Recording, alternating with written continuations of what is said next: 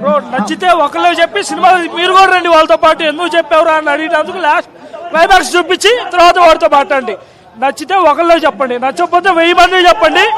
Bhramaramba theatre దగ్గరికి రండి, ఎక్కడ నచ్చలేదు నాకు చెప్తే నేను అమౌంట్కి 3 రీఫండ్ ఇస్తా.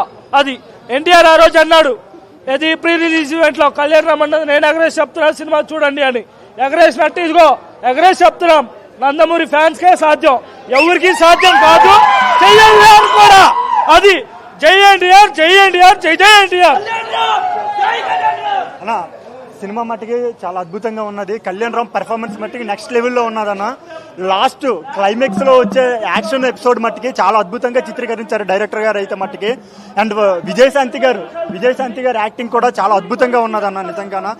నిజంగా ఒక హీరో లాస్ట్ లో క్లైమాక్స్ సీన్ చూస్తే మట్టికి నిజంగా జూనియర్ ఎన్టీఆర్ ఆడియో ఫంక్షన్ లో చెప్పినట్టు లాస్ట్ 20 నిమిషాల మట్టికి చాలా అద్భుతంగా చిత్రీకరించారన్న. ఫైట్ మాస్టర్స్ కానీ బీజిఎం కానీ సినిమాకి నెక్స్ట్ లెవెల్లో ఊపిరిపోతుందని చెప్పుకోవాలి.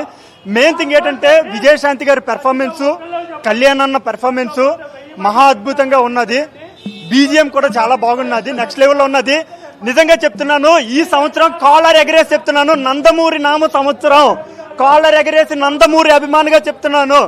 రాబోయే అఖండ కానీ, రాబోయే జూనియర్ ఎన్టీఆర్ వార్ 2 కానీ, ఇప్పుడున్న అర్జున్ సన్ ఆఫ్ వైజయంతి కానీ 3 సినిమాలతోని ఈ 2025 నందమూరి నామ సంవత్సరం.